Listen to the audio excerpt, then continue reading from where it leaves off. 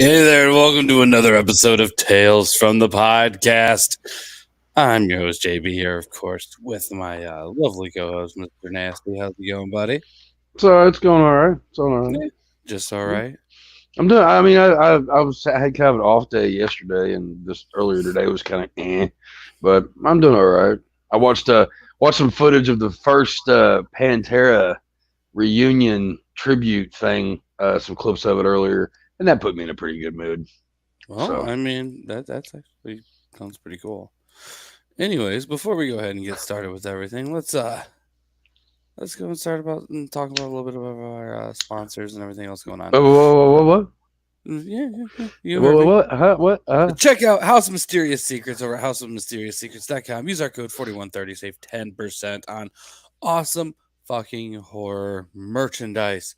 Also, check out what our friend Sydney is doing over at her little Etsy shop, and you can use our code TFTP20 to save 20% off of all of your wax melts. I'm like, let's go ahead and just be honest about it. You're going to get shit to make your house smell good, so go ahead, buy these, support somebody local, and save a little bit of fucking money. Why the hell not? And last but not least, me and Chuck, we're part of this little thing. And you can buy our comic book over at talesfromthepodcast.com. You can not just buy this comic book, you can jerk off on this comic book, you can just rub it. I mean, I've seen some pretty crazy things with it.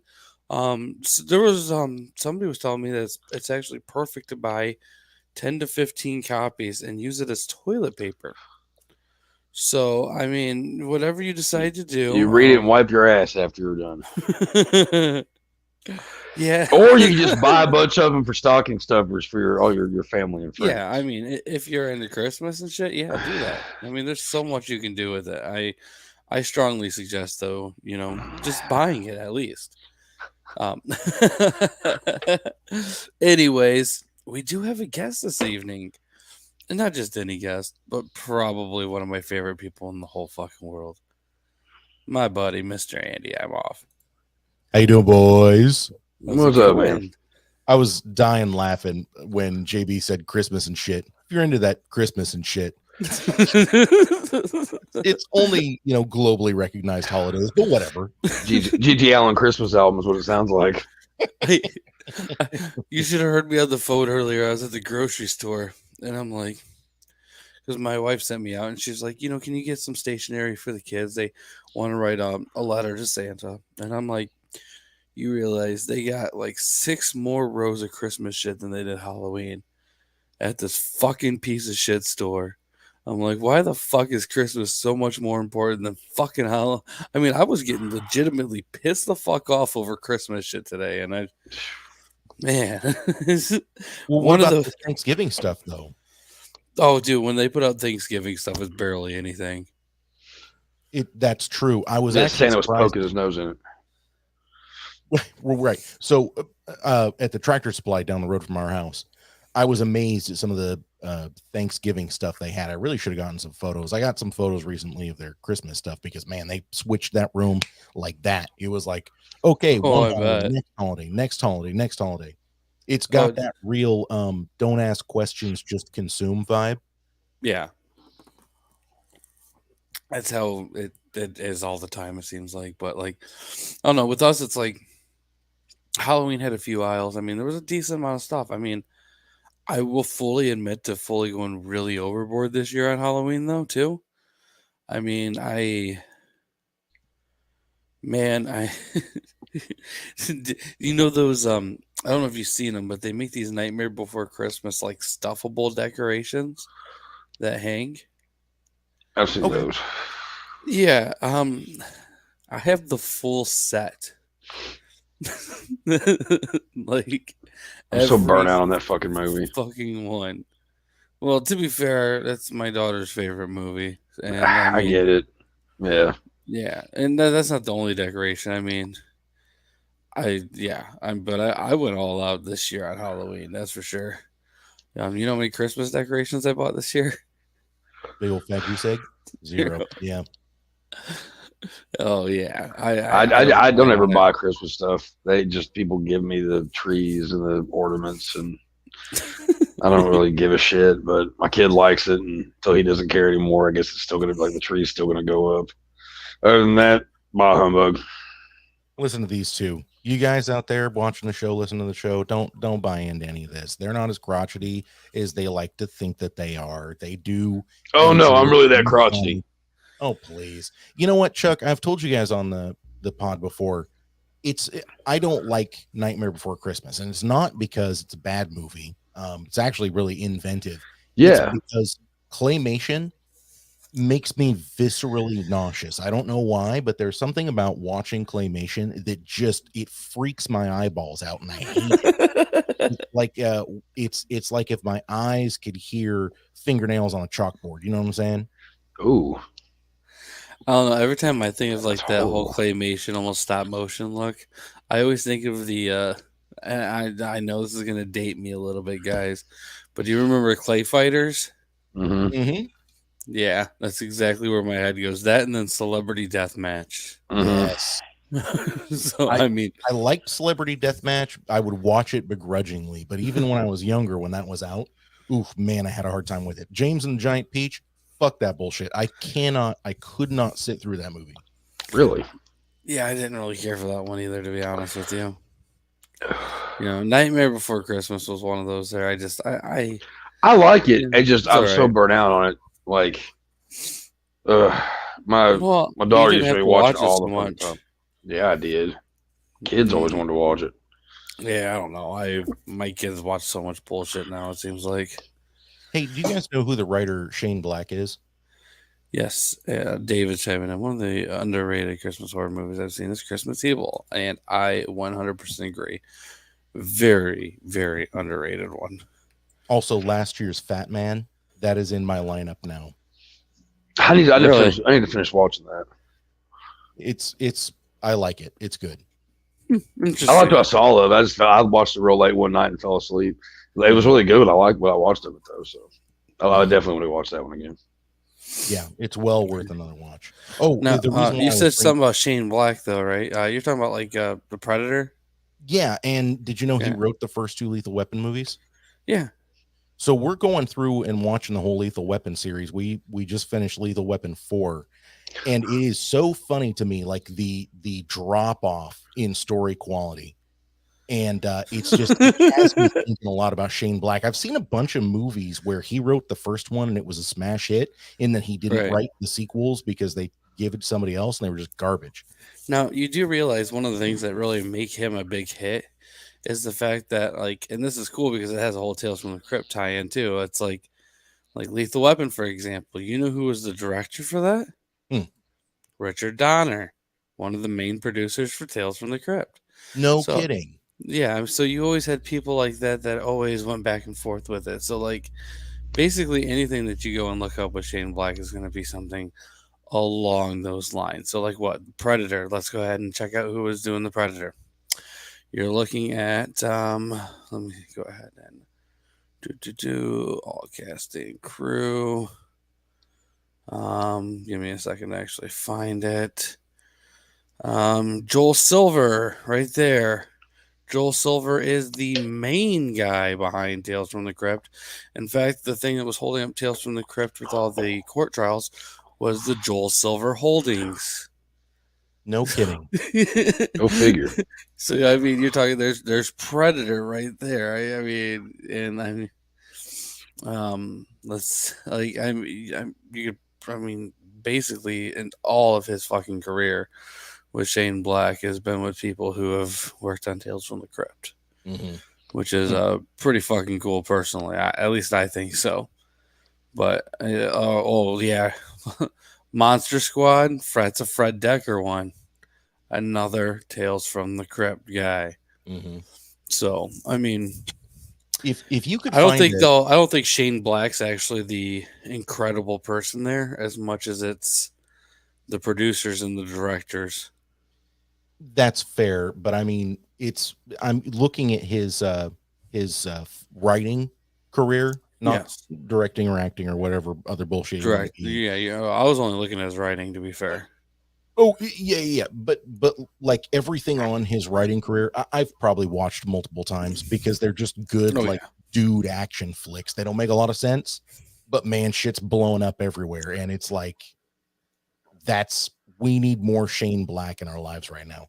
I know, and Chuck, I know you're gonna bring this up. He wrote the new Predator, and I don't care what people say. If you just turn your brain off, not Prey though. Not Prey, but the Predator. The Predator, yes. If you just turn your brain off. 2018, I think, right? Was it 2018? Oh, it was 2018. Yeah. Yeah, it's one of those movies where you turn your brain off, you enjoy the just brutal, ruthless action. Right. I like that he did The Nice Guys. Wasn't the greatest movie ever, but it had Ryan Gosling in it, and a lot of people don't realize that Ryan Gosling actually was in one of the greatest TV shows ever, The Adventures of Young Hercules, a Sam Raimi spinoff show. God, you do anything to mention that fucking show. I swear to God. Anything he can to wrap it back around to Hercules, the greatest show ever. Well, I mean, so far that's like the only thing you could really say. Like, nobody's ever really been able to argue the point that Hercules might be the greatest show ever made. There's a reason why nobody argues it, because everybody knows it sucks. Oh. Really? Is that why every one of us has watched it? Every one of us. Oh. Think about it for a minute. How many episodes of Hercules have you watched? You said they're saying it sucks, but how many times did you contribute to those ratings? I mean, I probably watched it a few times when I was younger, only because there was something else on. It was the only thing on because it was the only thing that was good. Nah, usually it was just on because there was nothing else to watch. Like, I just didn't play watch TV to be on. Ryan Gosling was also on a teen soap opera that aired on Nickelodeon called 15. I think I remember that show. No, I remember 16. Remember that show. I know that Ryan actually, he was on. Is he Canadian? I forget now.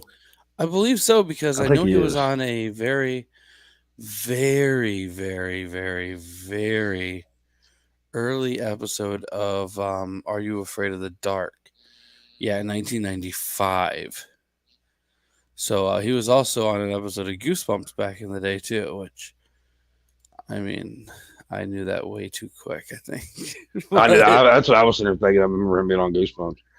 Yeah, I remember him being on Are You Afraid of the Dark? Afraid of the Dark. Yeah, I remember the episode. Yeah. I get him confused which one's which. I just know I see his face on. Yeah. Yeah, I never get him confused. I mean, he was. I know you don't. Okay. Chuck really hates Hercules for some reason. I mean, I hate Kevin Sorbo. Have you ever watched Xena before? Yeah. We all did. It's not like she was the hottest chick on the planet, but man, I always thought she was hot. She's hotter now than she was then. But it's the same with that show, though. I didn't like that show either. Like, I'm not that. Yeah, I'm not into that enough show Kevin Sorbo. Lord. There's nothing wrong with Kevin Sorbo. I don't understand why. There's a lot wrong with Kevin Sorbo. He's a dickhead. Fuck him. Well, do you know him personally? I've just seen what I've known. Like, I've seen shit. Like, no, fuck him. He's annoying. He's annoying. Like, I don't know why. Like, like by this point in our friendship, you should know what I hate and my reasons for it. Usually, sometimes they're justified. Sometimes I'm just being a prick. Most of the time, they're justified. Kevin Sorbo makes no sense. He's not like Victor Salva. He didn't go around raping children or doing nothing fucked up. Okay, I just don't like Sorbo, him. Like, I don't like him. He annoys me. Like, listen to this. This is the first line on Wikipedia. Kevin Sorbo, one of the greatest American actors ever, donated his entire salary from Hercules to children with cancer, and he did a dramata only to make little dogs happy. Okay, still doesn't make me like him. Right, none of that was. I was gonna say there's all kinds of fucking shitty celebrities out there that give to charities. Doesn't mean I gotta like them either. Chuck, like I said, I made all that up. He didn't do any of that. Yeah, I know. Opportunity to say Kevin Sorbo was just trying to cure the cancer that he gave them with Hercules. I mean, I don't know. There's I'm not. You a fan of Fabio too, or is it just a Sorbo thing? I laughed when he got hit in the face with a bird. Yeah, on that roller coaster. Yeah. Fabio. I hate those kind of dudes. Like, he's such a fucking moron. I've watched him on interviews and everything. He just comes off like such an idiot, like a big dumb fucking moron, a maroon, if you will, which is a moron double. Like, he's a fucking idiot. I can't stand his face. I can't stand his stupid hair. I can't stand his fucking acting. I hate the fucking guy. Can we move on now? I have one more question. I really want to know your opinion about Lorenzo Lamas.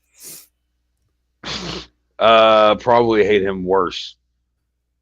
I had a feeling because they look really similar. What was that show he was on? Renegade. I remember that hunk of shit. Yeah, I remember that fucking show. Wasn't that on like USA or some shit? It was something like that. It was on my fucking eyeballs when I was a kid. I was just like, "Wow!" Only reason I ever watched that show is because the chicks that were on there were always pretty hot. Oh, banging, smashing, always. But didn't care about anything else. I don't. Yeah. Fuck all those guys. Fuck. Okay, another good one. Thunder in Paradise with Hulk Hogan.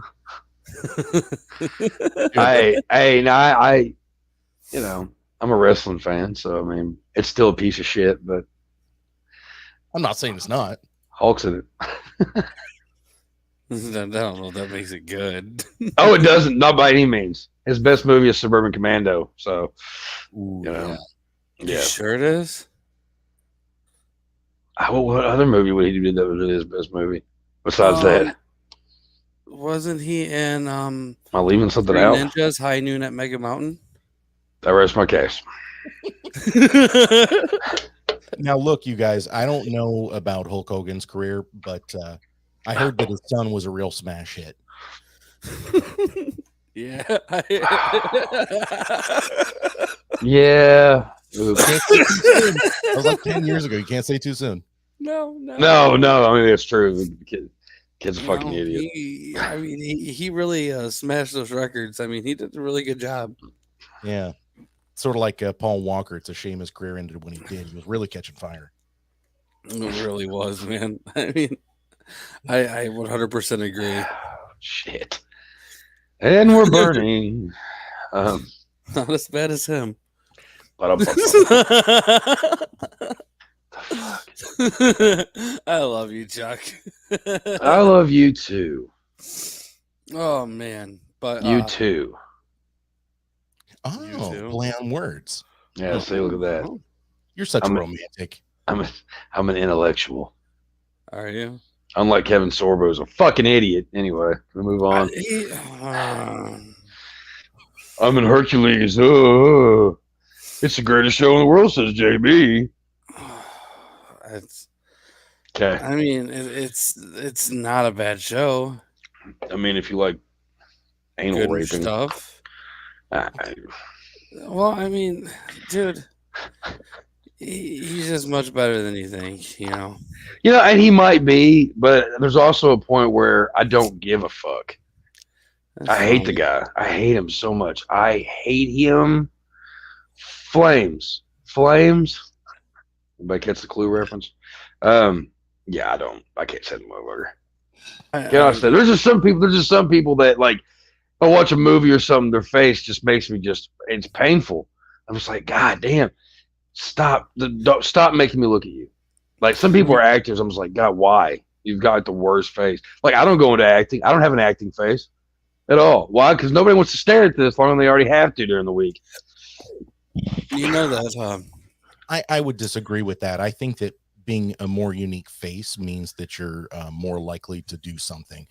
By the way, my actor, that every time I see her, I'm just like, get the fuck off of my screen. Brie Larson, can't stand her. Really? She's always such an asshole in her interviews and stuff. I'm just like, obviously that translates over into whatever stuff she's doing. It's like Hillary Swank. I can't stand looking at her either. I'd rather watch reruns of Mr. Ed. At least the horses. That's what I think about when I think of Hillary Swank. It's a big fucking horse that can talk. The way you feel about Kevin Sorbo and Hillary Swank is the way I feel about Nicolas Cage. I mean, I'm not going to argue. He just recently put out movies I actually like, but that doesn't mean I like him much. Just because you waited till now to watch the Wicker Man remake doesn't mean it's recent, though. I watched the Wicker Man remake back when it came out, so that doesn't even make any sense. Like, the fuck, dude. It does make sense. I was implying that you like the Wicker Man remake. I don't like the remake. We've already talked about this. I know. Anyways. Come on, buddy. You can do better than that. I mean, just because you had like a shitty comeback for it doesn't mean anything. You just made me have to explain a joke. There's no reason to explain the joke when I got the joke. Yeah. You know what's funny though? I just like jokes that are funny. You dislike a lot of things, to be fair. I hate your love for Serbian film confuses me. Mm-hmm. Nope. Did you know Kevin Sorbo is worth still $10 million? Cool. Must be nice. Like a smart guy. I mean, or just he's been in a lot of shitty movies that a lot of people like. He gets paid a lot to do commercials. I don't think he gets paid a lot to do anything. I mean, he has a career going 40 years and he's only worth $10 million. I mean, fuck them all. I don't give a fuck. I don't care. I'm just saying, there's something special. I don't care about your society. Society's a bunch of assholes. I think he has it, if you know what I mean. But anyways, we are here to talk about an episode of Tales from the Crypt. What I'm going to go ahead and call as probably one of the last good ones. Yeah, I'll go with that. It might not be exactly the last good one because I know the next one's pretty cool because it has Jake Busey in it, and everyone likes Jake Busey. Mm-hmm. He's Which one is the next one? Him in Wing Commander. That was the next one is called Surprise Party. But anyways. Oh yeah, I know which one that is. Yes. So this episode is called In the Groove. And this episode is based off of the comic book of the same title, but of Crime Suspense Stories issue number 21. And the original air date for this was December 21st of 1994. I was 6. This episode was directed by Vincent Spano. Who, I mean, looking at his career personally, it's a lot of stuff that I didn't really care for. I don't, what most people didn't care for. Well, I mean, like, it's just I don't know. It's weird. Like his directing stuff that he did was very, very limited. Mm-hmm. He did this one. Beach Runner, which was a short, and Me and My Daddy, which was another short. He's mostly known for his acting career, but even in that, he with Criminal Minds, Blue Bloods, Half Brothers, Veggie Tales. I mean, who are you talking about right now? The director of this episode, Vincent Spano. And just to clarify, he didn't direct all of Blue Bloods. It was one episode. Same with Criminal No, Minds. he didn't. No, I'm not talking about his directing. Oh. This is some of the stuff he acted in. Because he's only directed a handful of stuff. He's mostly done a lot more acting. And a lot of his acting comes from like TV movies and shit, like Medusa's Child. He was in an episode of Tales from the Crypt. I mean, he just doesn't have a lot that he ever really did. Like, a bunch of like one-off stuff, a bunch of just like TV movies, like nothing really that great. It's kind of sad how you can start to see some of the downfall going on this early, but it just is what it is, I guess. The screenplay though for this was Jack Temchin. I don't know if I'm saying that right, and Coleman Decay. It's kind of weird. It took two people to do this one. Jack has been dead since 2003. And he wrote for one episode of this as well as one episode of Freddy's Nightmares. And that is literally all he did. And then Coleman Decay, I mean, a little bit better, but let's just be honest, not by much. His writing career was probably better than his acting career, but also not by much. He did 9 Lives, a musical adaptation. He did Harry and the Hendersons, the TV series. He wrote 3 episodes. I mean, he just really nothing special. As far as an actor, he was in an episode of Bloodhounds of Broadway and Chips. And I mean, I don't know. It seems like they didn't really even try to get anybody who was really that great for, writing or directing this episode, in my opinion. But as we go into acting, though, we get one of our favorites here, Miguel Ferrer. Oh yeah, and let's just—I mean, we've talked about this dude so much. I don't feel like we should. Like, there's really not much that we haven't said before. Such a damn good actor. I didn't actually realize he was dead. Did not know that. No. He died. 2017. Yeah, he had lung cancer or throat cancer or something like that. Throat cancer, yeah. He took one a little too deep, and it just fucked that throat up pretty hard. It's actually really. It's his IMDb, dude. Said he was an American actor known for playing Morton from RoboCop. He took a dick so deep in his throat he got throat cancer in 2017, and is survived by his wife and 3 kids. You're ridiculous. I didn't write the IMDb. But... He didn't die from a dick in his throat, you asshole. God. Yeah, he was a good fucking actor, man. He really was. He really was. He's been in so many fucking TV shows, a lot of USA movies, a lot of. Yeah, he's been in a lot of good movies, some bad movies. He usually plays a bad guy or an asshole. He's been in more bad movies than good ones, so let's just throw that out there. Oh yeah, he's one of the most known faces of movies from like the 80s and 90s that no one really remembered his fucking name till later on in his career. Yeah. And don't forget, he was also the voice of Delgado on the Beverly Hills Chihuahua series. Oh shit. Can't say that I've ever watched those, so I've seen them all. He was in the 3rd one. He was. You're not wrong. I think you really did see it. He for real though, he is in a ton of shit. Let's go ahead and just be 100% honest though. Best known for his role in RoboCop. I mean, I think he made it pretty memorable in the show Crossing Jordan too. But I don't know, like, even though I watched the hell out of Twin Peaks and fucking love Twin Peaks, every time I see him, I instantly fucking go to RoboCop. I can understand that though. I mean, yeah, and one of the movies he was in was that he loves is Blank Check, another good one. Oh shit, yeah, he was, yeah. So I mean, it's just crazy but great actor, So compared to the director and writers for this episode, I mean, at least you're taking a better step, right? We got Linda Doucett in this as Valerie.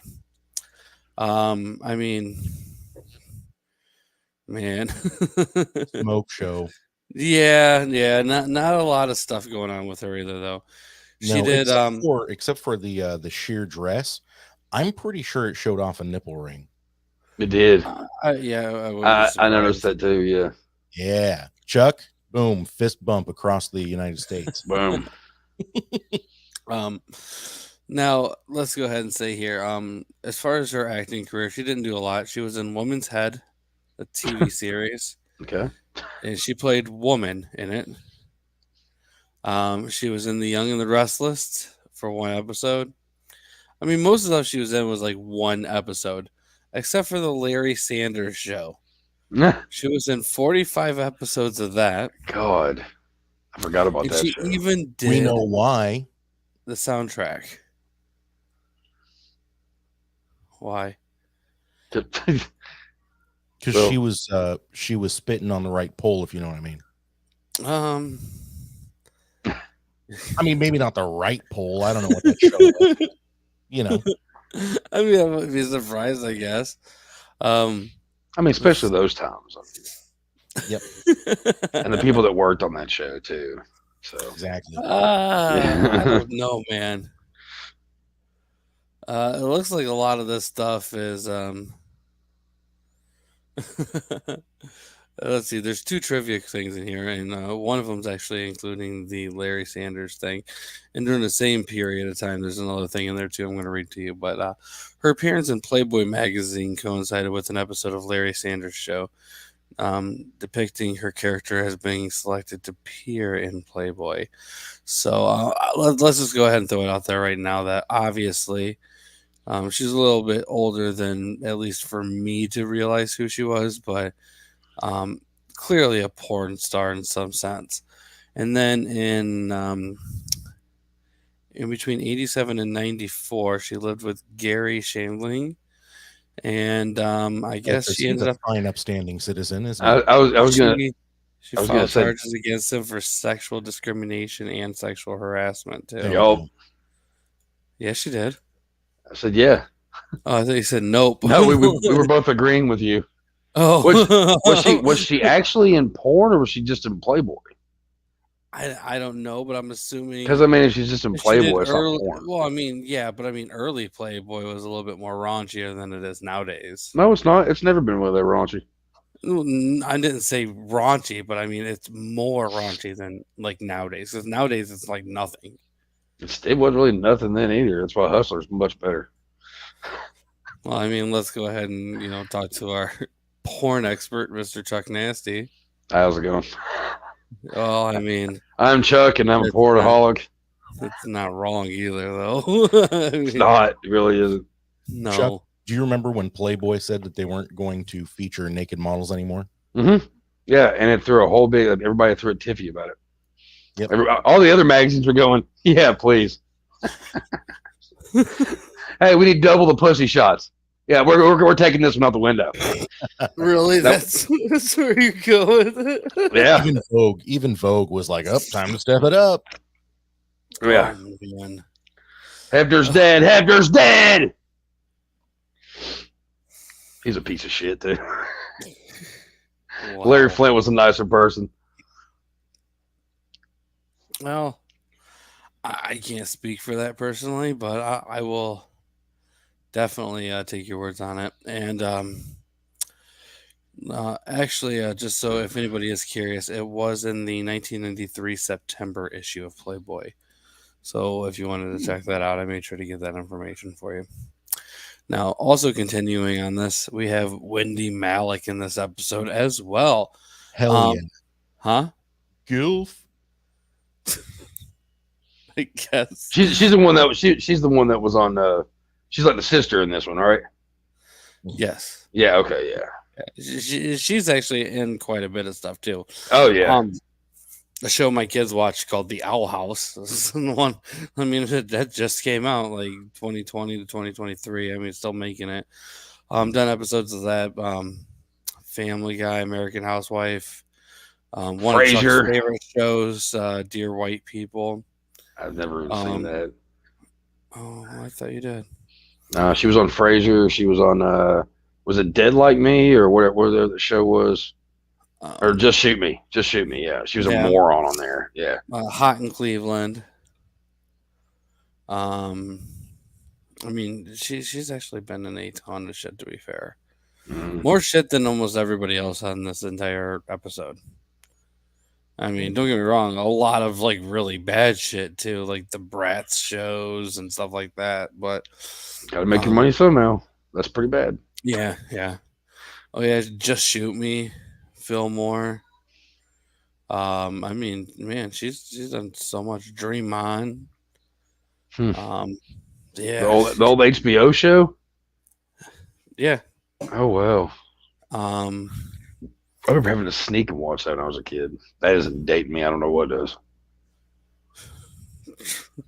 That's fair. Okay, so you were talking about Kevin Sorbo's worth $10 million, right? Yes. Would you agree that this woman has had quite a long career, if not illustrious? Oh, 100%. I would say so. Yeah. And she's still working in Hollywood, doing stuff here and there, right? I mean, she's a familiar face, yes? Yeah, we're talking about Wendie Malick, right? Uh-huh. Yeah. Her net worth is $16 million. Yeah.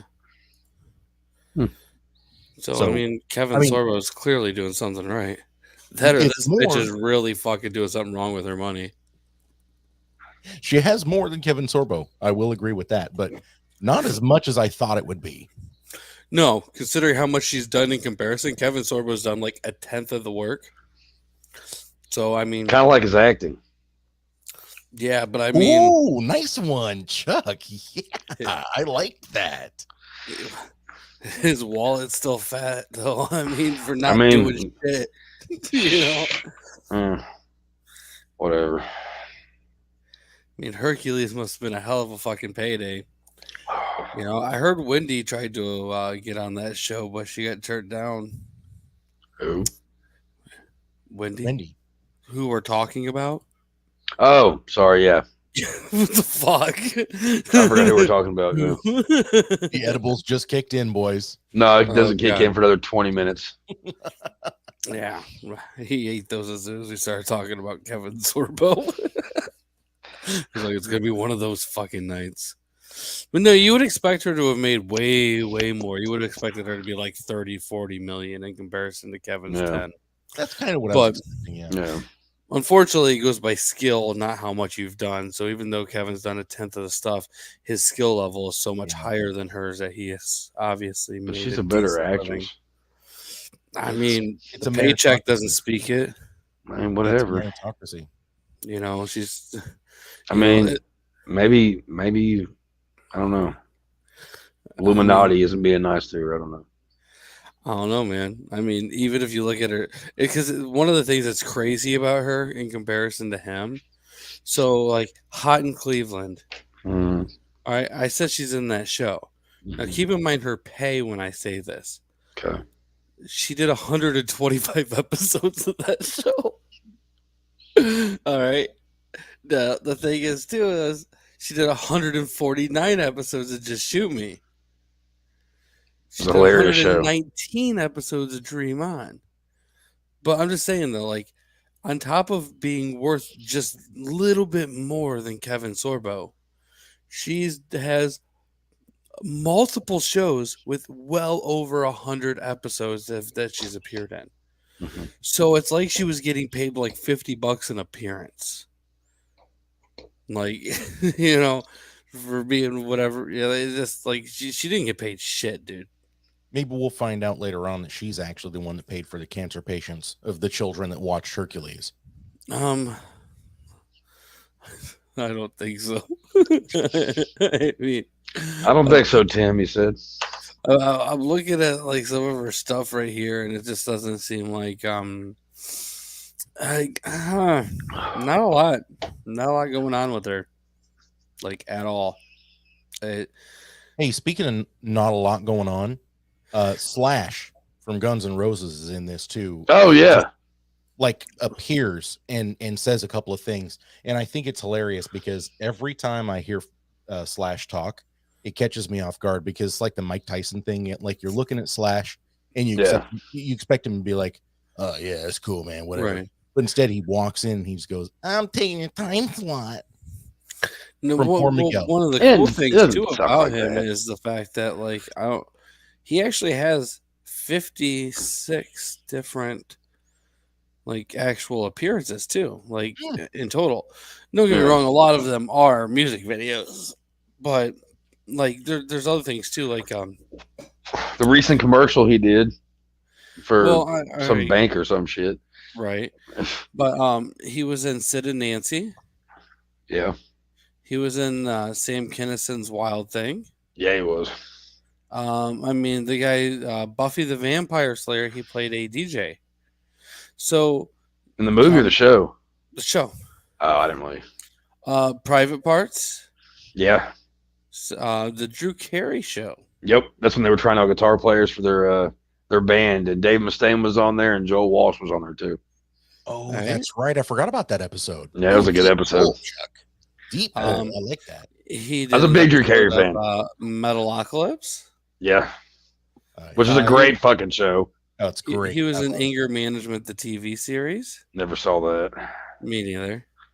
But I mean, the guy's actually like, I mean, other than his music video appearances, Slash is definitely one of those musicians that's kind of well known for getting himself out there.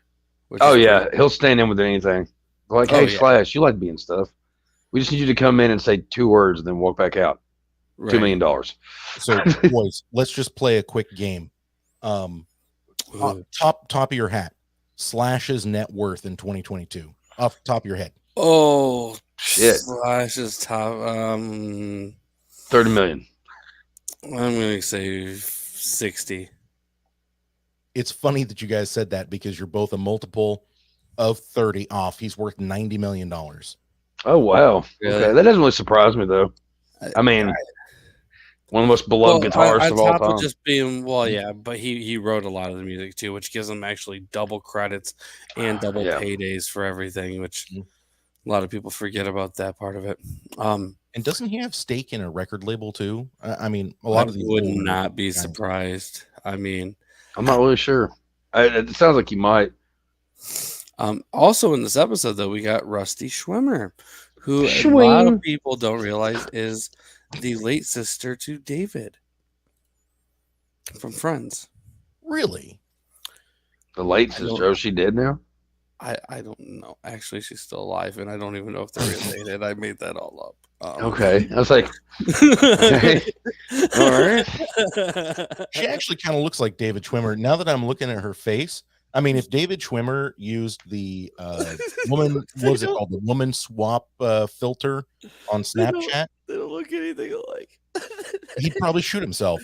They don't look anything alike at all, dude.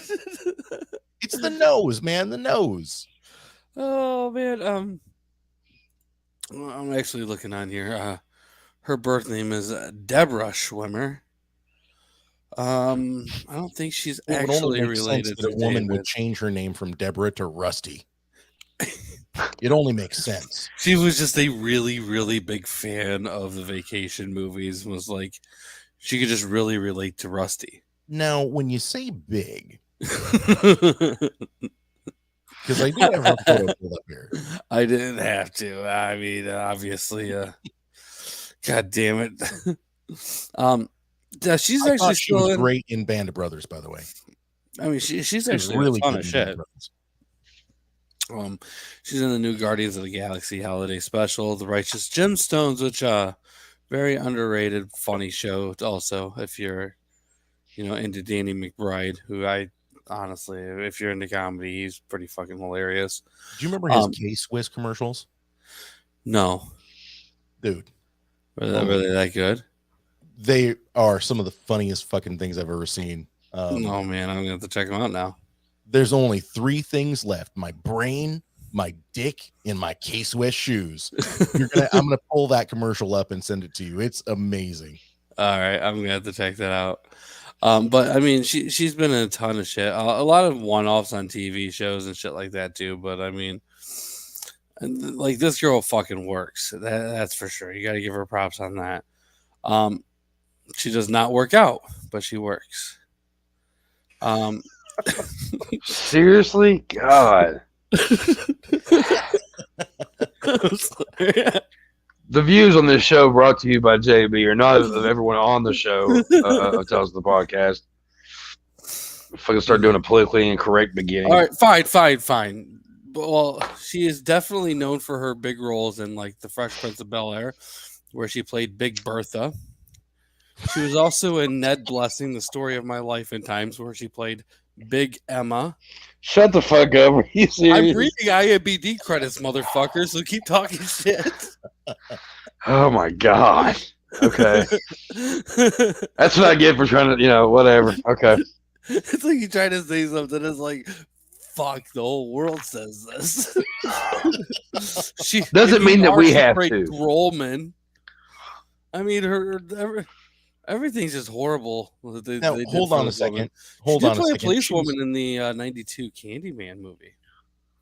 Well, she was recently in an independent film called Wild Honey, where she was called Large Gabby. So they're not all just big.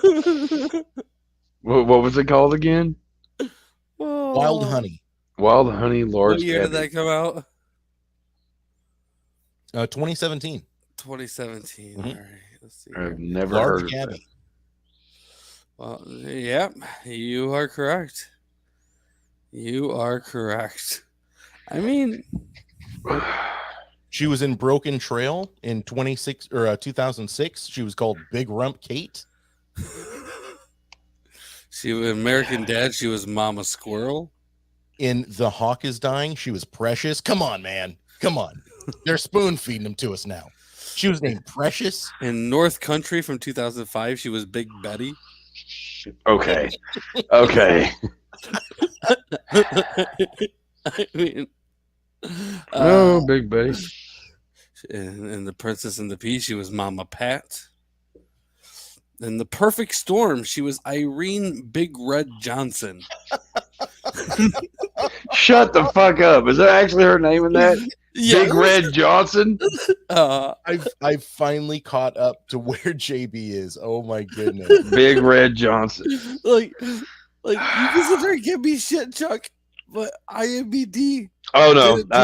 Hey. Okay, I get it. That all back. She was in Married with Children. Oh boy. Babs. Yeah. I mean, I can't make this shit up. I mean, oh my goodness, I love it. Oh yeah. In Highlander 2, The Quickening, she was the drunk. That's all it says here is just drunk. Yeah. Yeah, you're not wrong. God damn it, dude. Oh man. Not what I was expecting, but worth it. Yeah. I mean, it's educational and informative. She got a special thanks in Boogie Nights as well. Here I am, like as soon as I speak up, I'm like, hey, we need to just not be that way. And then you're like, and these are the names of the roles that she was in. I'm like, all right, I spoke too fucking soon. My bad. Me and my Keystone here, we're just gonna sit here and just chill. My favorite part about thinking about that, first off, is the fact that she saw, like, for instance, like, she's like, oh, I'm going to try out for the role of Big Red Johnson. And I'm like she looked into this role first before she tried out. She saw Big Bertha, was like, you know what? I think I could be a good fit for being Big Bertha. And Large Marge. Oh, like, what are we doing, guys? She did it to herself, to be fair. I mean, Hollywood, calls for all shapes and sizes, and sometimes they need certain sizes. So, whatever. I guess you need that certain size. She's there trying to. Hey, then you call her. She's. I don't think ready. you call her. I think she was already there. I just got this weird feeling. Oh my goodness. What? So anyways, let's talk about this episode a little bit. This is a different kind of episode. This is the episode where it's a really good episode. I really like this episode a lot. Do you like this episode? I really enjoy this episode. What are you wearing? Gary is basically I mean, it's He's a basically pervert. fucking phone sex over the radio. Yeah. Yeah. And I don't He's a know if this pervert. was this ever like Mhm. Andy and Chuck, you guys are both a little bit older than me. Like, did this actually exist? Was this a Yep. thing? Yep. There was Not- certain. I would be really scared to hear what it was like in Kentucky. Well, there was Pull a off your stockings, cousin.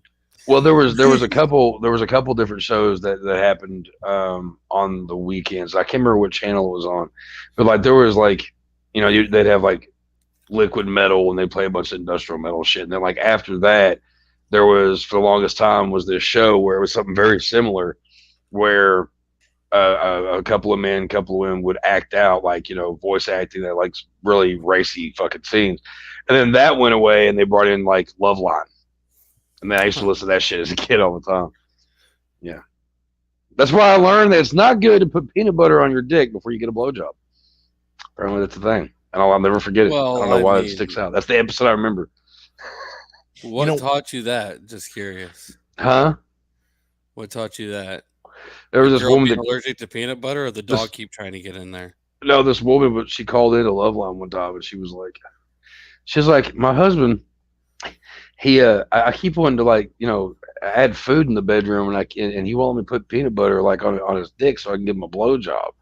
And everybody on the show is just kind of like, have you ever eaten peanut butter? Could you imagine trying to get all that off like of a dick? Like you're not going to get all that off with your mouth. That's going to be annoying to him. And for some reason, that's the one episode out of the 1,000 fucking episodes that I listened to that I remember was that. And it actually came in handy one time. I've never figured out like how bad of a situation it could be, but it was brought to me one time in a situation, and I was like, no, go with the whipped cream. Ooh, Really? boy, life lessons. Life lessons. Yeah. That's I actually called into Loveline one time when I was in high school. I did too. Yeah, I asked Adam Carolla how to make my cum shoot farther. Oh, Dr. Drew didn't answer me. They just sort of went on a diatribe about how it's weird that like some porn stars can just like blast, 3 feet, and then other porn Peter stars North. they just sort of dribble. yeah. I guess that could be weird. I mean, Mhm. I've had hung up some on of them quick, where it that's- surprised me. It's like, holy Mm-hmm. fuck, like I shot it that far. But I mean, I think we've all had those instances where it's like, normally it's like a little bit of a distance, but like every once in a while you do it and it fucking ends up on the wall behind you. It's like, what the fuck just happened? Well, if you're doing it the right way and there's a female in front of you and they're like, they don't seem to realize what they're getting ready to get. Yeah. They're like, oh yeah, give it to me. And you're like, all right. And they're like, it hit the back of my throat too hard. Yep. It's in my hair. Well, you should have Yeah. thought about that. Yeah, that one happens a lot too. I don't even know how sometimes. Yeah. It's like, damn. When they start complaining about getting it in their beard, I'm just like, listen, you guys, the money's on the table. Just your Uber's hereby. I agree. I don't think I've ever done that with anybody that's had a beard. Thank you. No. Okay. Different strokes for different folks. I'm not going to yuck your yum. You shouldn't yuck mine. Right. They call it a flavor saver for a reason, Chuck. I mean, that's pure protein. It's good for you. It's funny because You ever had an egg white you're omelet? like, It's basically the same thing. Chuck's like, never done with anyone with beard. Rephrase that and ask about the stash. What? No, that either. No, not that either. No? A little mustache ride? Seems like your head's going a little slow today, Chuck. You feeling all right, man? I don't even know where the fuck this conversation, like this episode, went off to. Like, well, I mean, off first the of all, rails. this is one of the most sexual episodes of Tales from It the is. Crypt. It I mean, is. So, if you didn't see it going this way at some point in time, I kind of that's your figured it fault.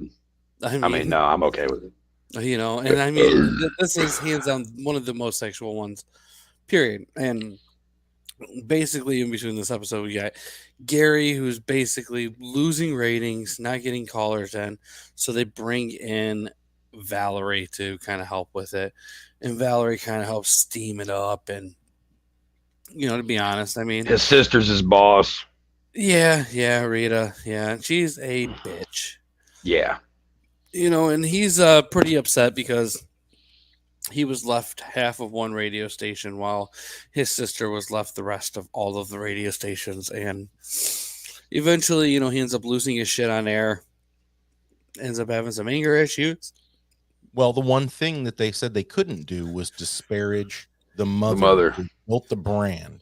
Right. Well, see, that's And what the girl I'm saying is talked him really into fucking it. weird because, like, let's first off be honest. Like, she was dead. How would she ever figure out? Like for instance, like your Paul Walker joke. I mean, he's never gonna know you made that joke. Sure. So like, it's fair game. But they have a business to run, and from my understanding of the show, like the name is tied into the business somehow. And Right. so, I mean, you wouldn't. If it's in her shit, it's in her it's will, like they kind of have to do it. Yeah, if somebody worked for, or like the owner of Wendy's was like, yeah, I met Wendy. She was a fucking bitch. I hated her. And then Dave was like, that's my daughter. Well, Dave's dead and gone. So So I it's know. not like he can say anything. But how would that Which makes it even weirder. Well, but why would a consumer not have some feeling, if the owner right now was just like, yeah, fuck Wendy. She was terrible. By the way, come and eat at Wendy's. Well, I mean, she might be though. I mean, I ate Wendy's earlier, actually. Oh, with the Those fucking patty? those spicy chicken sandwiches are awesome. delicious, Delectable. They really are. They're That's for sure. fantastic. I'm actually just because of what you brought it up. I am kind of curious on if Wendy from Wendy's is a bitch, and There's no way she's not fat. I'm just gonna throw it. She is a bigger girl. She's been on some of the commercials and shit. After her dad passed, she started taking over that. I mean, She seems like a really nice woman, though. I'm just saying, the commercials. But you never know. You never know. I am not going to besmirch her, but I love Wendy's. She's fat. I don't know. According to Reddit, she is a total bitch. So I mean, all right then. Bad experiences with Wendy. I'm seriously batting 1,000 right now. I am. You remember when they announced that they were going to be pumping trillions of dollars into the IRS and hiring like 89,000 new IRS agents? And I put something on Facebook stupidly because I'm an elder millennial where I said, we've all done it. They're not going to target the billionaires. Everybody, just so we all know that, like, they would only need a couple hundred to target the billionaires. This is for everybody else, just so we're all on the same page. And man, I got a ton of heat.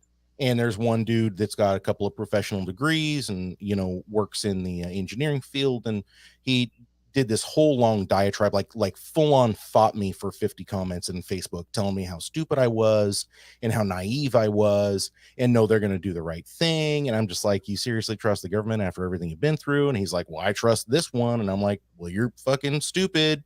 No, well, my 3 professional degrees don't say I'm stupid. And anyways, blah, blah, blah, blah. I want to go back and find that post just so I can tag that guy and be like,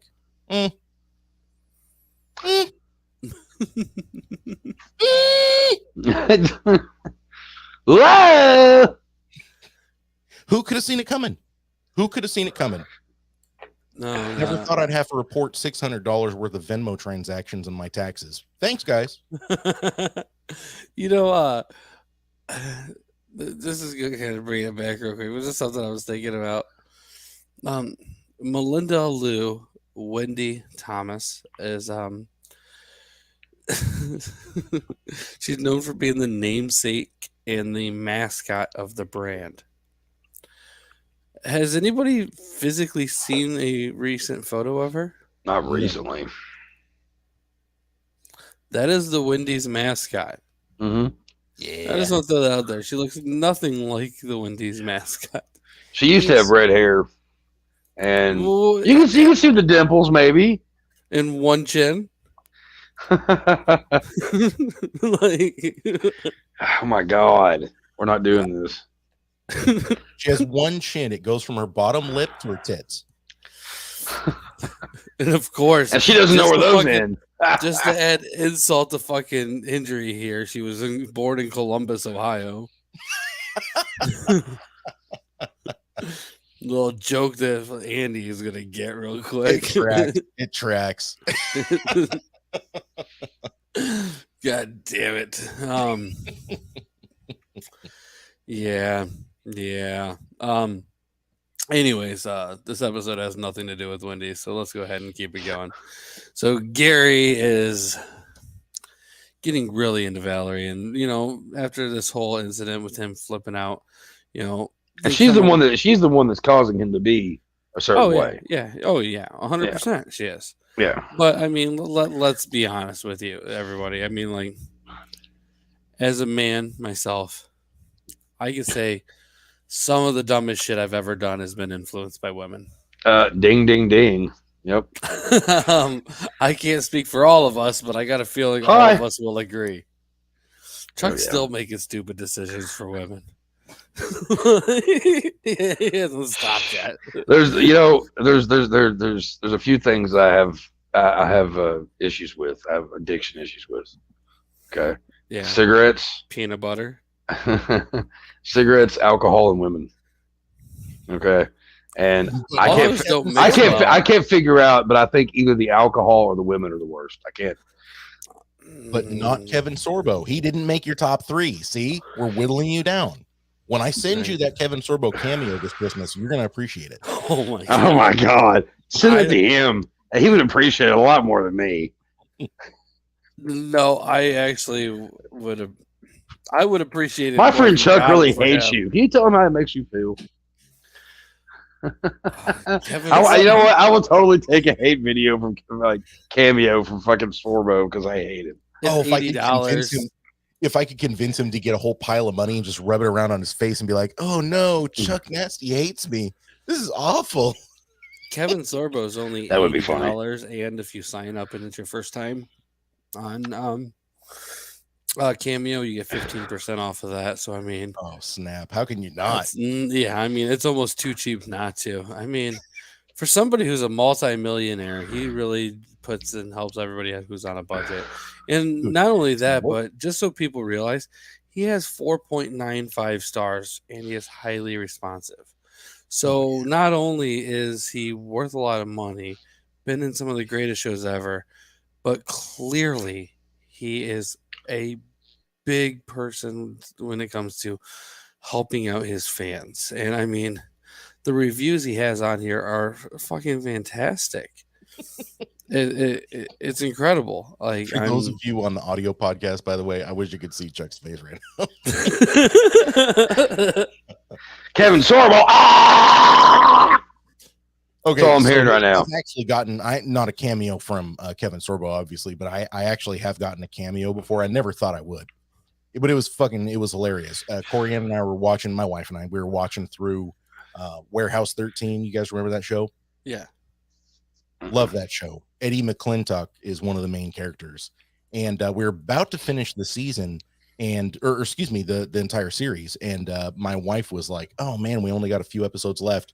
So I quickly made or quickly sent a cameo request to him, thinking, "All right, it's going to take like 5 days to get the thing, so we'll be done with the series, and it'll be a nice little cap at the end." That motherfucker sends me a cameo, a very nice, sweet cameo where he said some really fabulous things about me, my wife. I mean, just like a very nice, sincere cameo in literally like 45 minutes. Johnny on the spot. I mean, sent that shit in a hurry. And all of a sudden I get this email and it's like, your cameo's ready. And I'm like, wait, what? Already? And so I show my wife, to be honest, we were doing a little bit of the the marijuana. Those are your words, not mine. And we were doing a little bit of the glug, hypothetically. And so when she got it, she didn't really know how to comprehend it. She was just like, why is the dude that's on TV now on my phone saying my name? And it was a really cool experience. So I'm just saying, like, if there is somebody on Cameo that you like and respect as an actor, they can be very fun. It's a neat little, just like I love you gift. Oh yeah, I'm yeah, I agree. That's for sure. Um, I mean, There's a band called was it John Belushi Speedball or whatever it's fucking called. They actually had they had Gilbert Godfrey. They did like do a cameo where he was just talking about how bad they were. Oh, that's amazing. Oh, it was pretty hilarious. really, Mm-hmm. But it's Gilbert Godfrey when he like his cameos are always funny. I go on there sometimes just looking at different like actors and musicians just out of curiosity, and some of them are really funny. But Gilbert Godfrey's were always the best.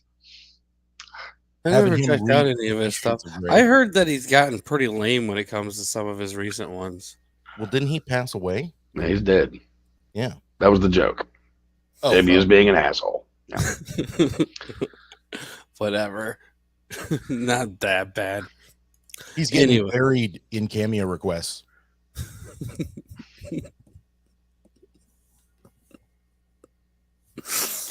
Oh, JB, would you get us back on track, please? I don't know what's going yes, yes. I mean, it's getting buried in cameo requests, though. You are not wrong. So Gary, Alright, the so- DJ, he gets obsessed with this girl that's like working with him on like the show. Yeah, I already got to that point. Yeah, I know.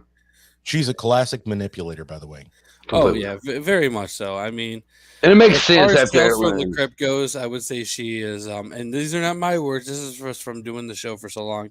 She is your typical female character when it comes to a Tales from the Crypt episode. Basically, she is doing everything she can to get somebody else to do the wrong thing, even though she is kind of pulling the strings behind it, which is it's just a very stereotypical way that Tales from the Crypt does what they do to make women look bad. And I guess it was a 90s thing. That or maybe in the 90s women were just that horrible. I'm not sure. I was too young in the 90s to answer that. But anyways, They're probably better in the 90s, actually. he doesn't even know how to react to that. Oh, I know how to react. I'm biting my tongue. We all know what you think about women, specifically ladies of the night. If you could hit them in your car, it's even better. Oh god, what a really bad throwback there. All right, so he ends up getting into a confrontation with his sister and talking to Valerie. They end up deciding that She He's going- convinces him. well, yeah, she helps convince him, but I thought it was He's her going- idea. huh? Wasn't it her? Well, I mean, he says, "Ooh, I could just kill her," just like as the Well, saying. yeah, she it was his initial idea, but she helps push it on. Fuck That's that. what we'll do, we'll He kill wasn't her. gonna kill her. He was just heated. He was like, I could kill her. And then Yeah. that bitch, she turns around. She's like, oh, that's a great idea. And he's Well, clearly like, yeah. wait, what are you talking about? And she's like, oh, you need to kill her. You need to kill her. But I thought it was his idea, though. I thought that he was the It one. was, see, he was He the one who said it initially as said it, fake. but she edges it on. Like you said, women in the '90s were very vindictive. If you Mhm. said that you wanted to do something, they were going to try to Yeah, make it happen. I guess in a way, I mean, that's also women today too. vindictive or really supportive. Either way you want to look at it. Maybe she was just that supportive of a woman where she just heard part of his idea. It's like, fuck it, yeah, let's kill her.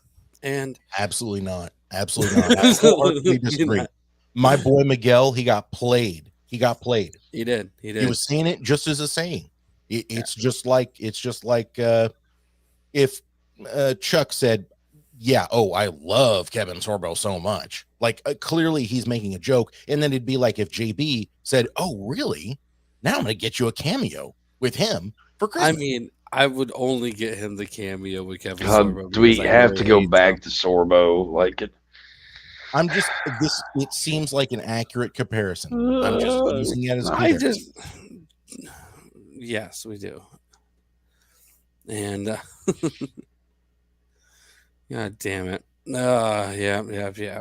So, on Twitch, we're getting promotional offers, which may I just go out the head and say, fuck you. And I don't care about your promotional stuff. But, anyways, I will.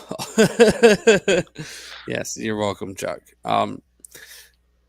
He ends up having this idea of making his own little alibi and pre-recording part of a show to air while he and her go over there and he murders his sister. May also go out there. Dude has a sweet fucking knife. I mean, I don't know if it would be the greatest knife for killing somebody because I mean, it's that kind of knife is going to make a mess. Oh, It's a yeah. truck stop knife. It's one of those goofy looking knives that's in the same case as like the wizard sitting on a glass ball with a single light underneath of it. It's one of those knives. So, what about it? I'm just saying. Those like, are cool wizard toys. They are cool wizard toys. All I'm saying is it just sort of shows like his ignorance to the whole situation. I thought he Oh, grabbed yeah. a knife from the kitchen.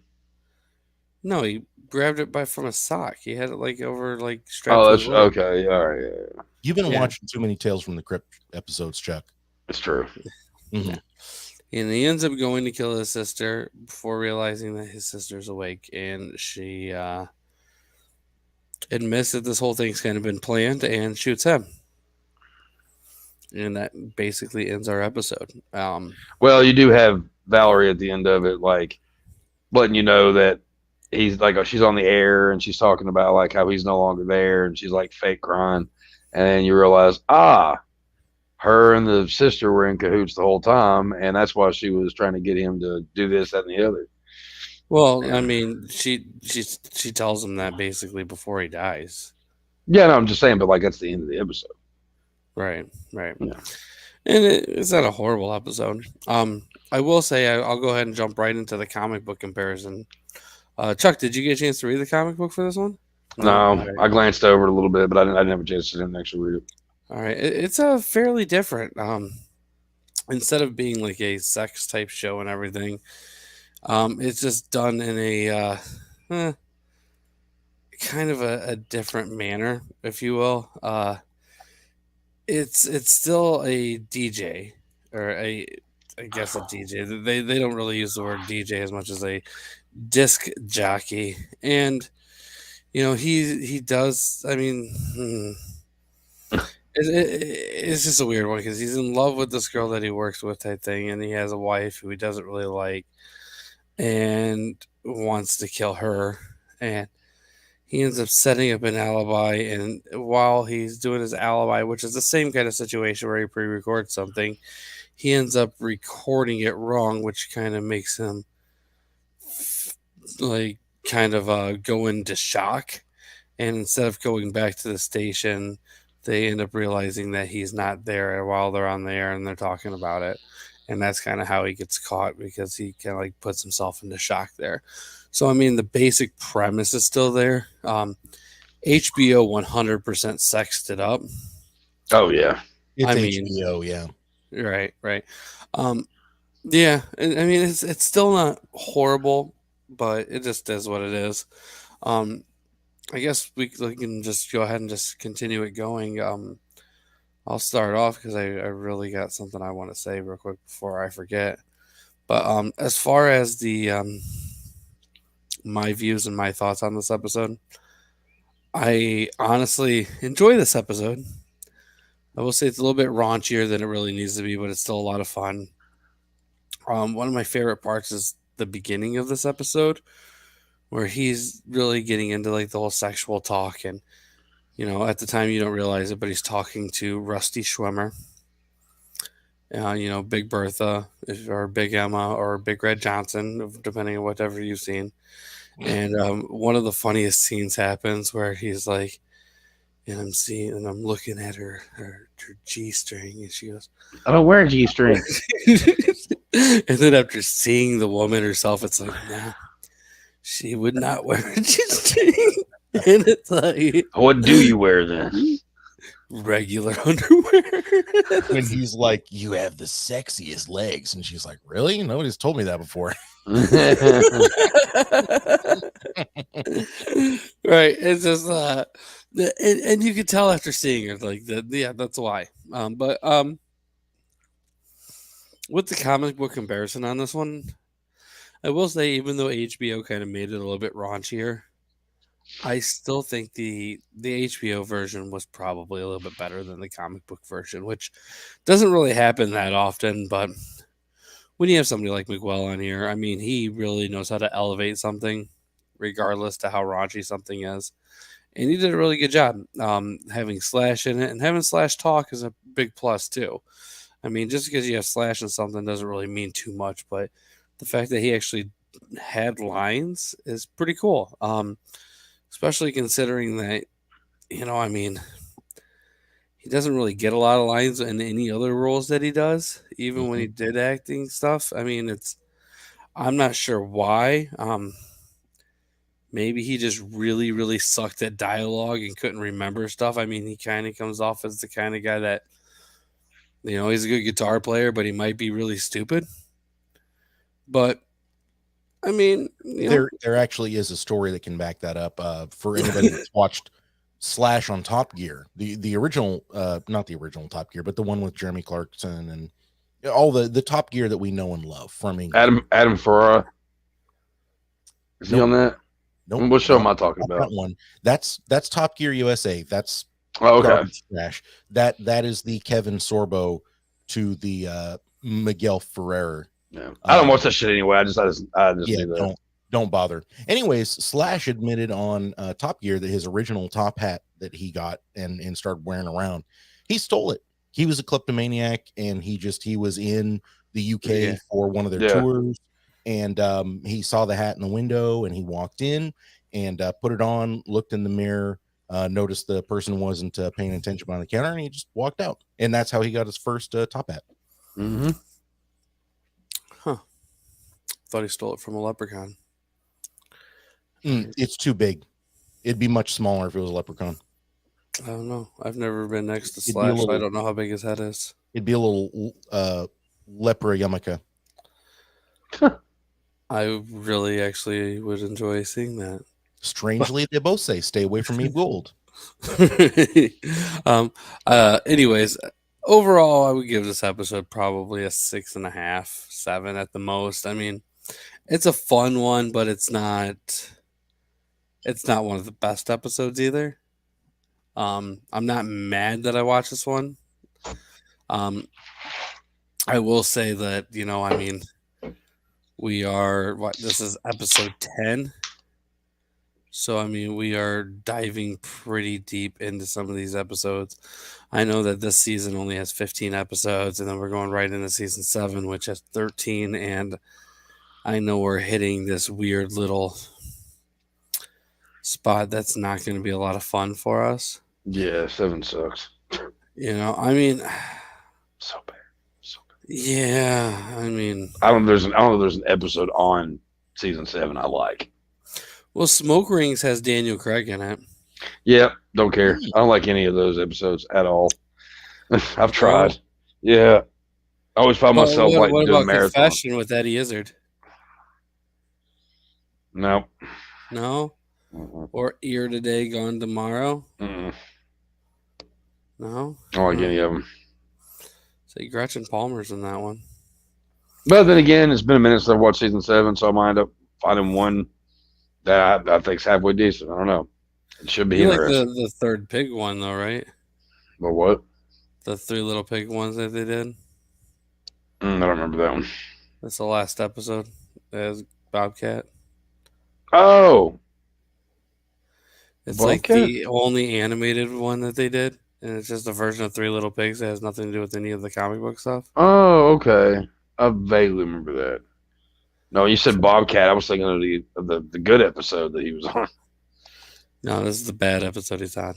Anyways, Andy, what did you think about this one?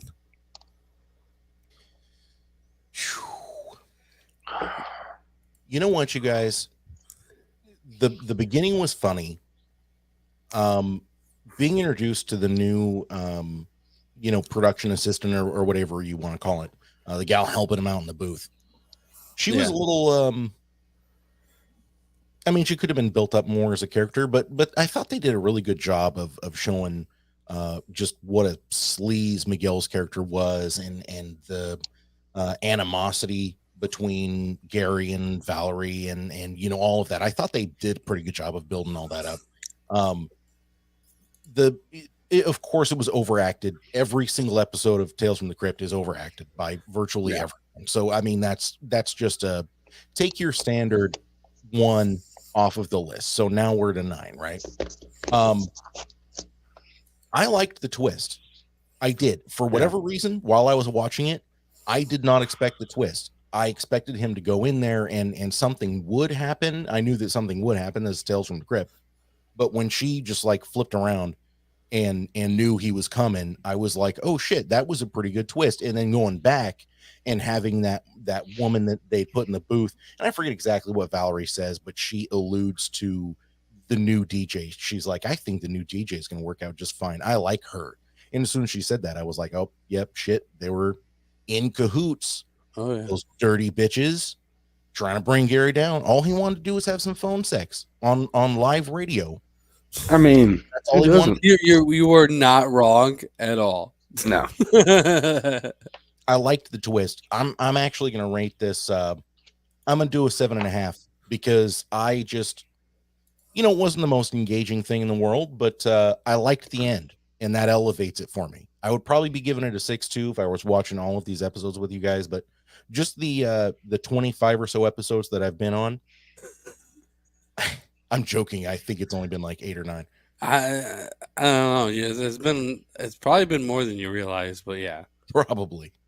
But in all the ones I've seen, that one's up there. I'm going to give it a 7.5. All right, that's fair. That's fair. Not mad about that. What about you, Mr. Nasty? I'm gonna give it a 7, and the reason being is because like I like the fact that like it stays pretty true to like the classic Tales from the Crypt storyline. Yeah. It's pretty cut and dry. I think it's a fun episode. There's not like a whole lot of bullshit in between. It pretty much goes right into it. I'm also a sucker for like anything that have to do with like DJs and stuff.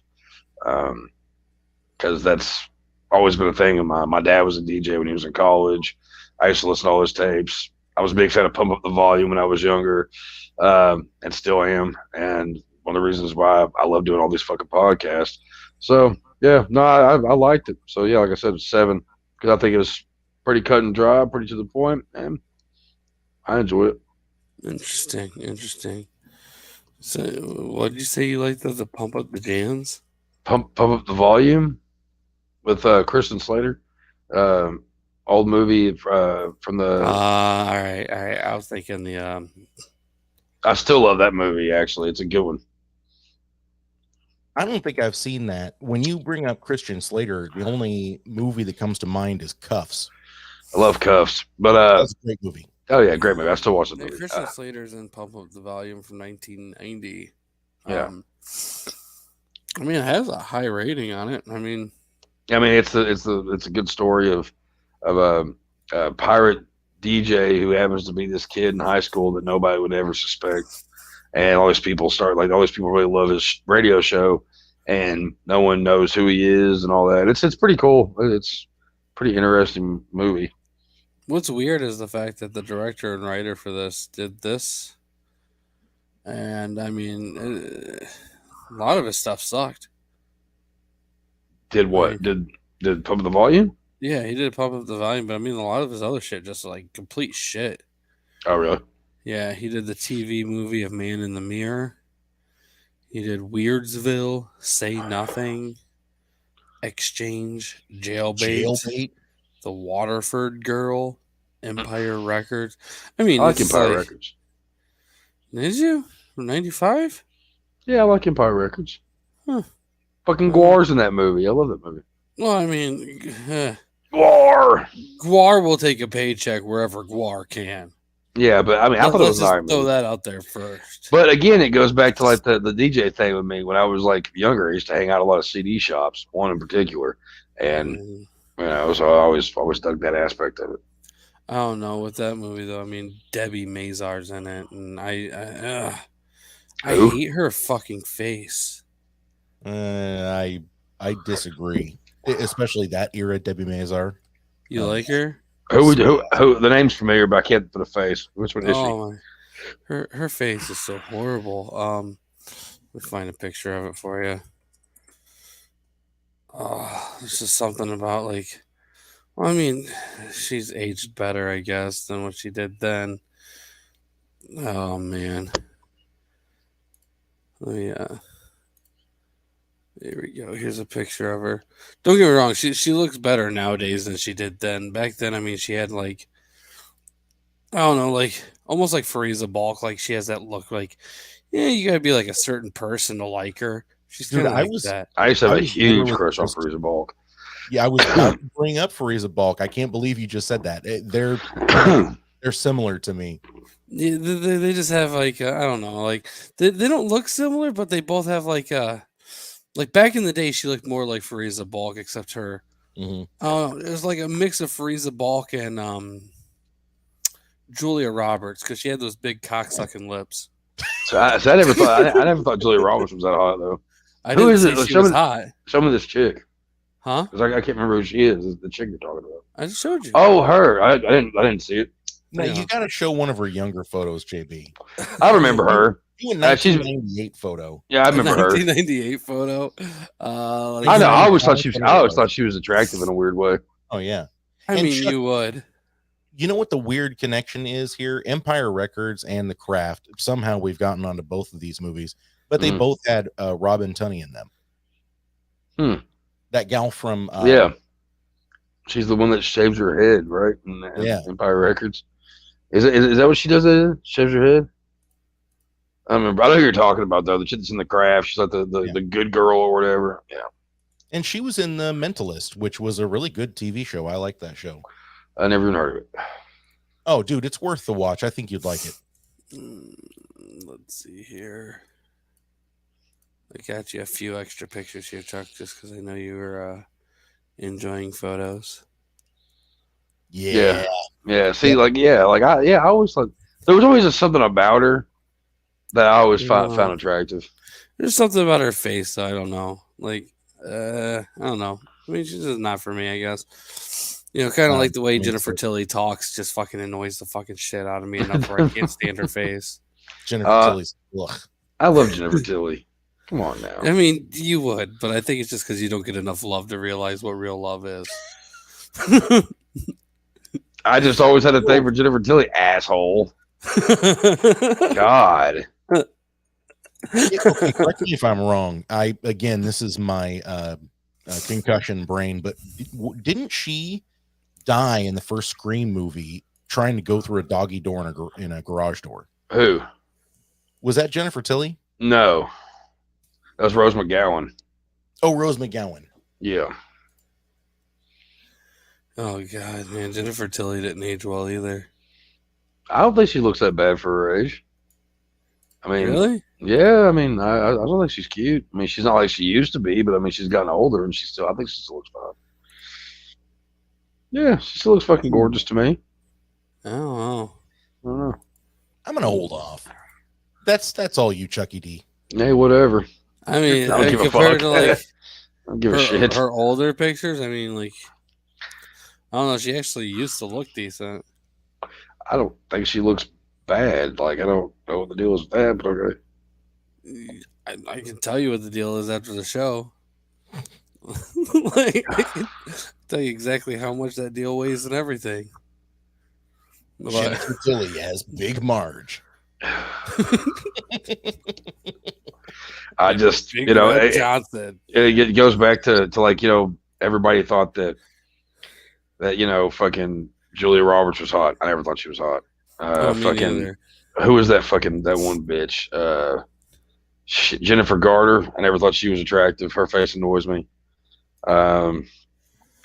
Yeah, there's a lot of chicks out there that are like, you know, women that are celebrities that everybody goes gaga over, and I'm like, give me the fucking weird ones. Give me the freaks.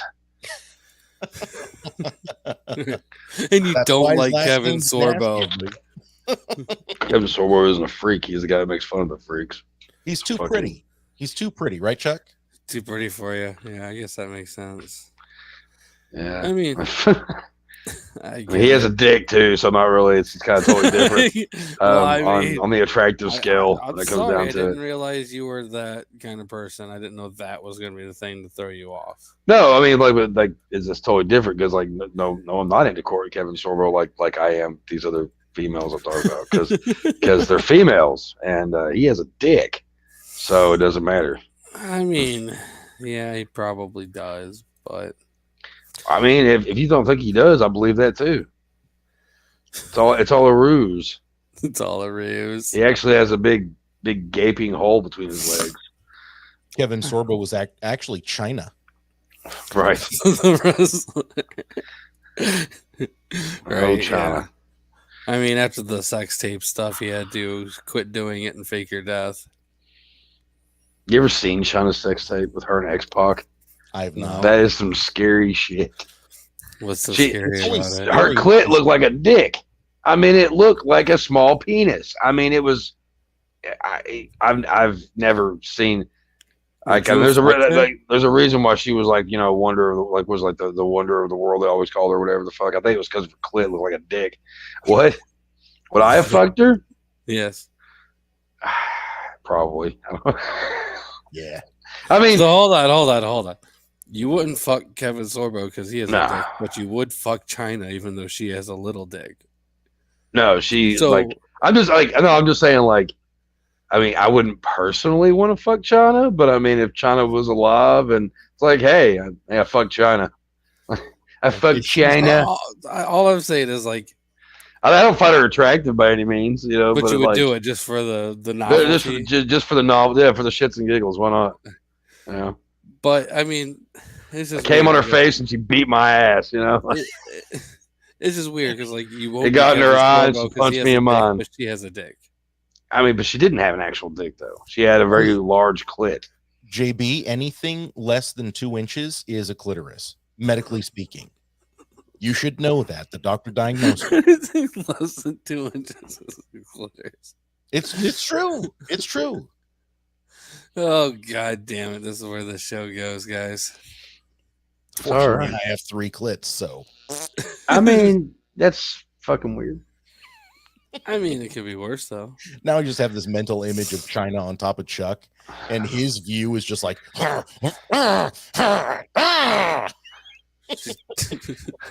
mean, that's the sounds I make when I have sex. That's weird. No, that you know that. I wasn't talking about you. I was talking about China. Oh yeah. Well, if she's jerking off that clit, and Chuck's like, I thought that was a clit. She's like, no, baby, it's my dick. Lord, it's a crazy video.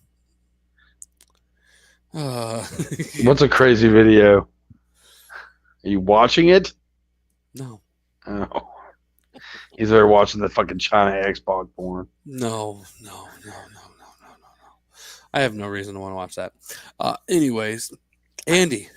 Yes, sir. I definitely want to thank you so much for coming on. It's always a fucking pleasure. Always fun. Thank you, guys. God. Thank you for having me. You are the best. So why don't you tell everybody where they can find you? Because I know you're always got. I mean, you're one of the most busy motherfuckers I know when it comes down to shit. I mean, dude, busy with all kinds of craziness. Yeah. I mean, our house is just nuts. Like, of course, we do the Horsepower Hour podcast. You can find it on Facebook, facebook.com/the Horsepower Hour. Instagram is at the Horsepower Hour. TikTok is at _horsepower_hour. I'm not going to have that for too much longer because 2 of my drag racing videos got struck down for hate speech. So one more. Really? I am. What? Oh yeah. The CCP does not like street racing. Absolutely not. Oh wow. Huh. Yeah. But yeah, we've been doing all kinds of other stuff. I mean, I've turned into a, regular Dr. Doolittle at some point here. We've got 4 feral adoptable cats roaming around my house. We just brought in a dog. This poor boxer, somebody shot it in the hip. It's horribly emaciated. This boxer's very, very cute though. Oh, she's amazing. She's a wonderful dog. I love boxers. So loving, so sweet. I don't know what like the whole situation was, but yeah, she was shot. She was mangled. Clearly has gone through some barbed wire just trying to survive and horribly emaciated, but really, really good news. When we picked her up, she was 32 pounds. She has officially gained 15 pounds in the 10 days that we've had her. And, keeping her in her little crate, making sure that she's not moving around too much on the hip while it's healing and stuff like that. And but making sure that she gets all the love in the world that she could possibly get. And it's been wonderful and amazing and time consuming. And I feel like my honeydew list is only getting longer. You know, we're gonna hit the ground running in January. We got some new segments for the podcast. Hopefully I don't get any more rescue animals. Hopefully we just are like, all right, we'll calm down on this. That way I got a feeling that you will. It's gonna happen now that the local humane society knows that we'll take in medically critical animals. They're like, hey, TikTok, when are you gonna take the next one? I'm not surprised. I'm kind of like, wow. I mean, that's handy for you though. Well, we do what we do, right, you guys? You do. Truth. That is for sure. That is for sure. Oh man, I always love how much stuff that you have going on. I will say I do miss your something you and I were talking about earlier because of what my day entailed, but like I miss your cooking. The talk. I know. I mean, and we've been making some really incredible stuff too. And I just I'm selfish. I keep it all to myself. I don't post videos. I don't post photos. I'm just like, nope, fuck you. I cooked it. It's delicious, and I'm now eating it. I understand. I mean, I basically do the same thing. Yeah. Except I share the pictures with you, which probably might not be the greatest thing to do with everybody. But I mean, I figure you enjoy it at least. Oh, absolutely. And I'm enjoying seeing that new smoker that you got. You guys, little insider baseball for you.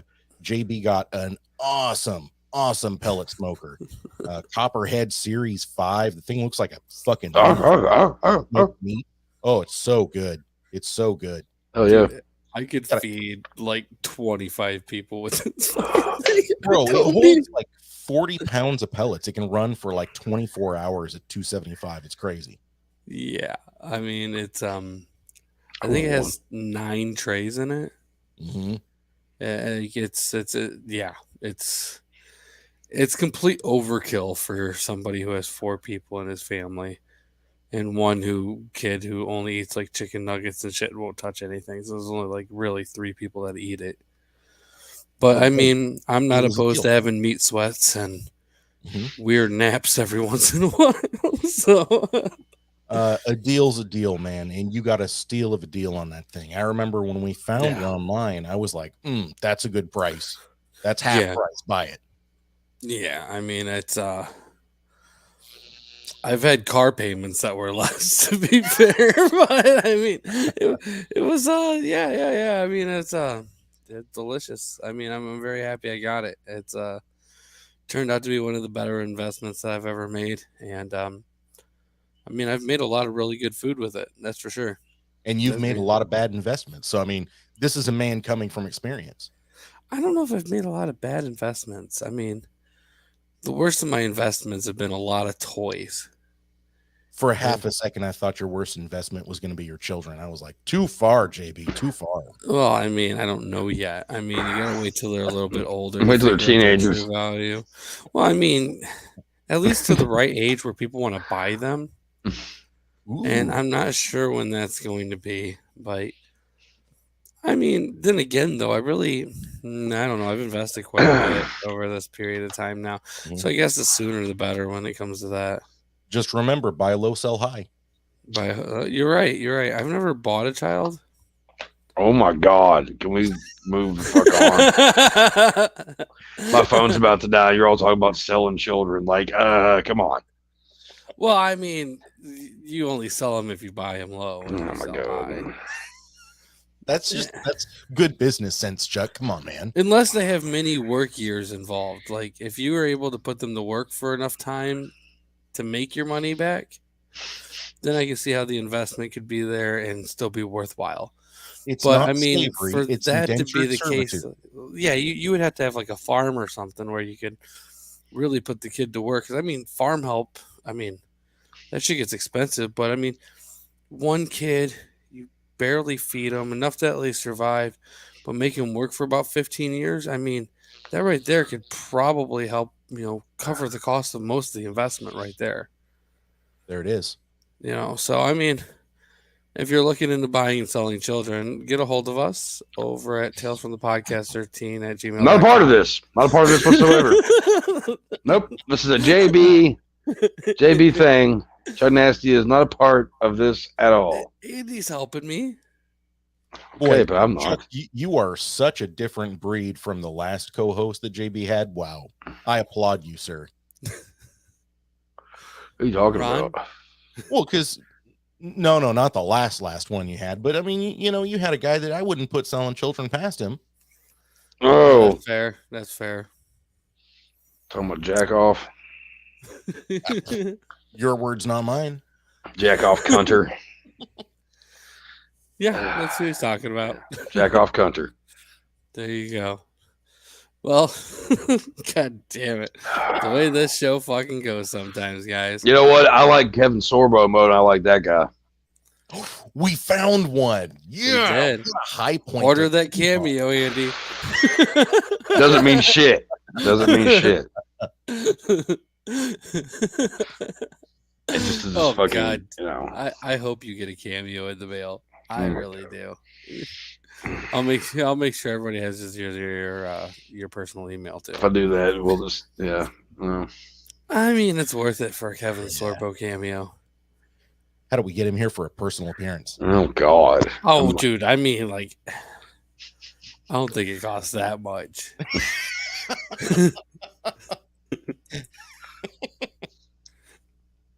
I don't. Let's see. I mean, for speaking, would you want it? Oh my God! Imagine if. All right, I think I'm gonna have to run a fucking GoFundMe. Kevin, for a live event, it's $10,000 to $20,000, and we can have Kevin Sorbo will raise the money and have him just give Chuck Nasty a speech. I would love And just make shit up the whole time, and we'll just tell him a bunch of lies about Chuck and have him write this whole speech about it. Oh, my God. Give me say a how fucking verbal argument with fucking Hercules. All right. He's an old man. You could take him. Yeah, verbally. Why do I have this weird I just kick him in his too. pussy. He'd be fine. I have this weird feeling too that like we could probably legitimately run a GoFundMe that would be successful when it comes to doing this too. How do you feel, Andy? Do you think we should go ahead and start this up and see if we can raise $10,000 to get Kevin Sorbo to? He says for $10,000 to get me a computer that works. My phone's dying. Instead of a live event, though, I'm just gonna send him to Chuck Nasty's house. Yeah, I just need a new laptop. Yeah. Oh yeah. We need to do that for sure. I would pay for the cell phone footage of Chuck just yelling out his door like, "Get out of here, Kevin Sorbo! We don't want you here." Chase him off with a stick. My little slugger out there. Oh God! Well, I mean, Just he's shining my Hercules. double barrel. I don't think he would do it. He's fucking Hercules. I'm pretty sure you can't hurt him. But anyways, we should have hurt his feelings. You would feel never bad. hurt his feelings. Single tear rolls down his cheek. Right. Yeah. Next to the jism. Anyway, go on. All right. Well, I know your phone's dying, Chuck, so we should probably go ahead and close this off. But thanks everyone for listening. Thank you so much, Andy, for joining in, dude. It's always a fucking pleasure. Yeah, man. Thank you. If you guys do want us to try to raise the money to get Kevin Sorbo to go to Chuck Nasty's house and do a speech, let us know. I don't know my fucking house. I have him on here. I don't know my fucking house. Well, he's only $5,000 to $10,000 for a virtual appearance. So I mean, it's not gonna happen regardless. Gotcha. You know what? There's more important things you can be like spending money on. I think I'm gonna reach out to Kevin Sorbo after the show and just see what I can do. Oh my God! I've been able to pull off some crazy shit before, so I'm gonna see. I mean, you got Debbie Dutch. That wasn't hard. Yeah, I know. You were, but that wasn't. You and your sorority girls and the creature from hell. Yep. Yeah, I know you. Well, I can't blame you. That was a good one. But all right, man. I like it. I know you did. Well, thanks, Andy. Thank you guys all so much for listening. I appreciate it. And with that being said, the crypt is closed. Peace.